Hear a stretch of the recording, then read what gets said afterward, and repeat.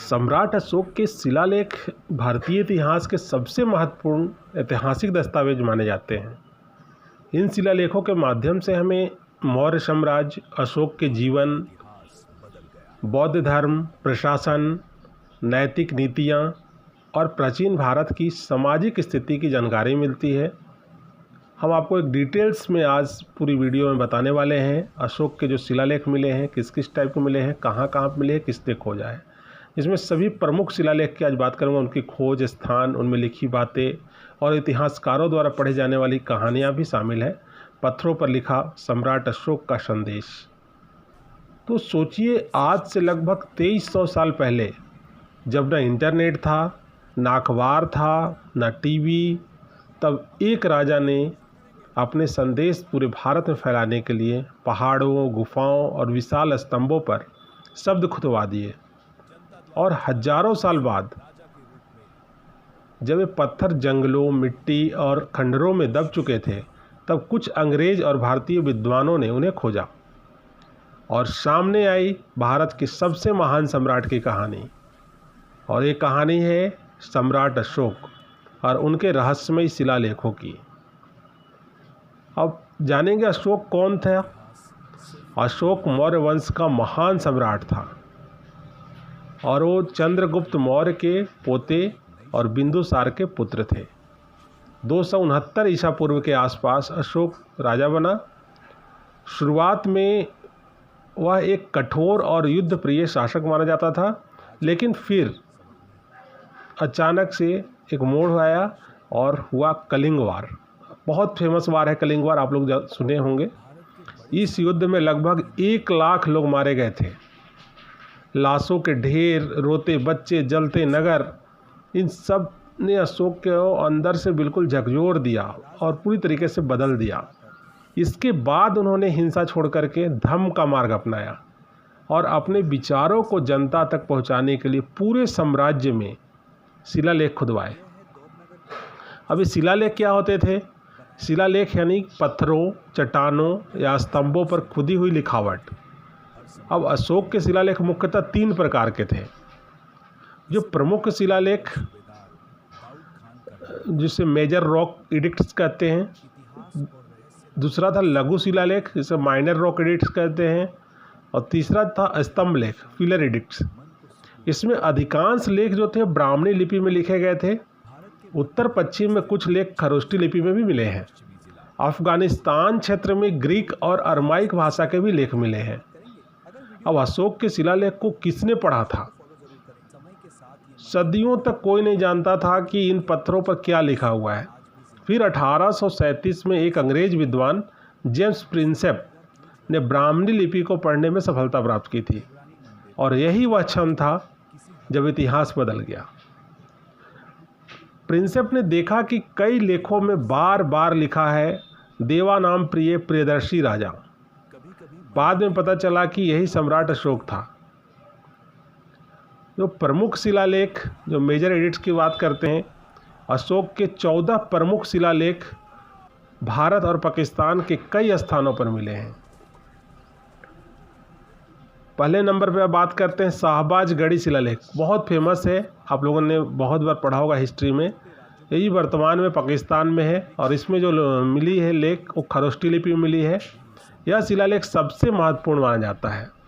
इसे 19वीं सदी में यूरोपीय खोजकर्ता ने दर्ज किया।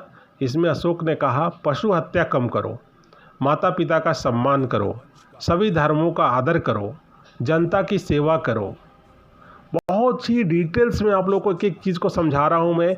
अगर अच्छे से चीज़ों को नोट्स बनाएंगे तो बहुत चीज़ क्लियर हो जाएगा। दूसरा जो था मानसेहरा शिलालेख, यह स्थान पाकिस्तान में है वर्तमान में। यह भी खरोष्टी लिपि में मिला। इसमें धम्म नीति और नैतिक जीवन का संदेश है। और तीसरा जो शिलालेख था गिरनार शिलालेख, ये गिरनार में मिला और खोज इसकी जो की थी ब्रिटिश अधिकारियों द्वारा। यहाँ अशोक ने प्रशासन, नैतिक और जनता के कल्याण की बातें लिखवाई। यही बाद में शक शासक रुद्रदमन और गुप्त सम्राट स्कंदगुप्त ने भी लेख खुदवाए। तो चौथा शिलालेख था कालसी शिलालेख। ये कालसी में मिला। यह उत्तर भारत का प्रसिद्ध शिलालेख है।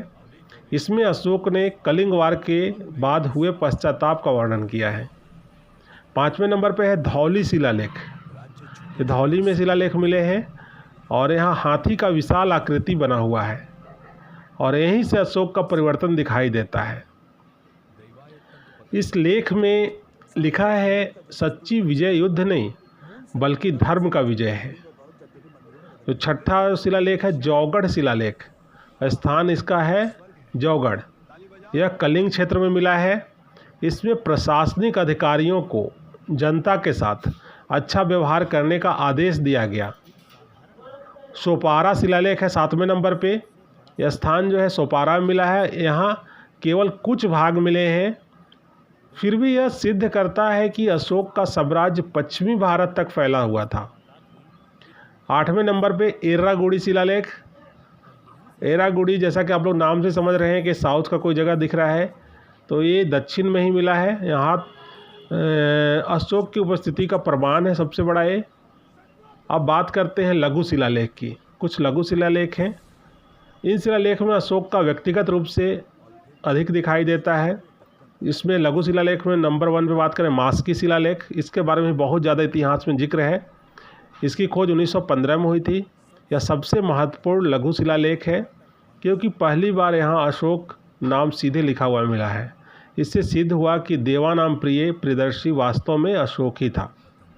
दूसरे नंबर पर लघु शिलालेख है गुज्जरा शिलालेख, स्थान गुज्जर में।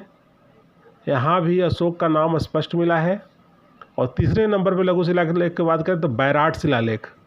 ये जो स्थान बैराट में मिला है, इससे भाभू शिलालेख भी कहते हैं।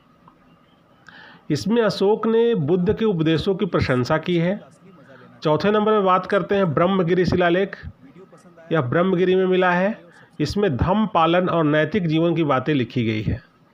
5वें नंबर में बात करें सिद्धपुर, जतिंगा, रामेश्वर और निट्टूर शिलालेख। ये सभी दक्षिण भारत में मिले हैं।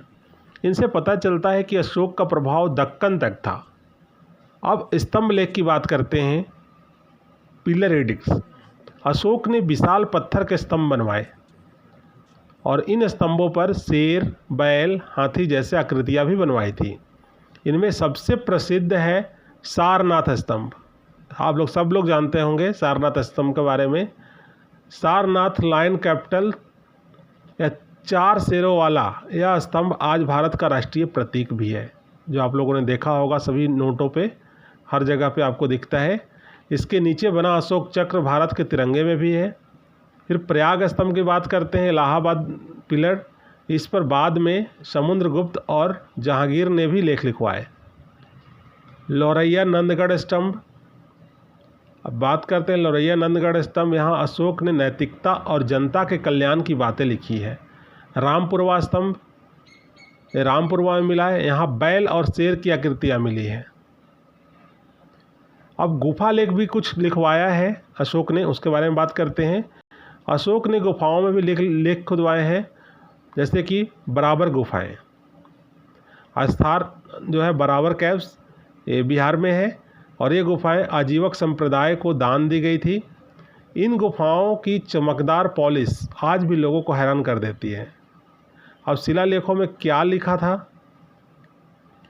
अशोक के लेख युद्ध जीतने के लिए नहीं, मानवता सिखाने के लिए था।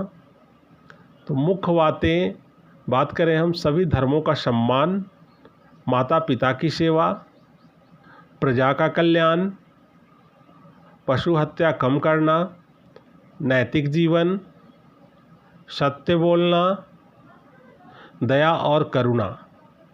अशोक ने अपने अधिकारियों को आदेश दिया कि वे जनता की समस्याएं सुने। उन्होंने पेड़ लगवाए, कुएं खुदवाए, अस्पताल बनवाए। अब कलिंग युद्ध वाला जो प्रसिद्ध संदेश था, इसके बारे में बात करें, सबसे भावुक लेखों में से एक 13वां शिलालेख। इसके बारे में इतिहास का कोई भी क्वेश्चन हमेशा आते रहता है, कोई भी एग्ज़ाम हो ये इससे रिलेटेड क्वेश्चन आ ही जाता है। इसमें अशोक जो लिखते हैं कलिंग युद्ध में जो हुआ उसका मुझे गहरा दुख है। इतिहास में शायद पहली बार किसी विजेता राजा ने अपनी विजय पर पछतावा व्यक्त किया होगा, ऐसा उन्होंने लेख में लिखा है। अब विदेशी भाषाओं के भी शिलालेख हैं। अफगानिस्तान क्षेत्र में अशोक के ग्रीक और अरमाइक भाषा के भी लेख